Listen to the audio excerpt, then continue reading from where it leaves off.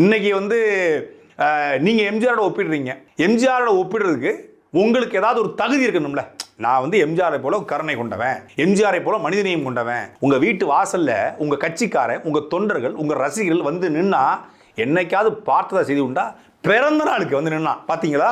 சிசிடிவில கதறிட்டு போவான், சிசிடிவில கத்திட்டு போவான். என்னைக்காவது அந்த நீலாங்கரை சாலையினுடைய கதவுகள் திறக்கப்பட்டிருக்கா? என்னைக்காவது ராமாபுரம் தோட்டத்தினுடைய கதவுகள் மூடப்பட்டிருக்கா?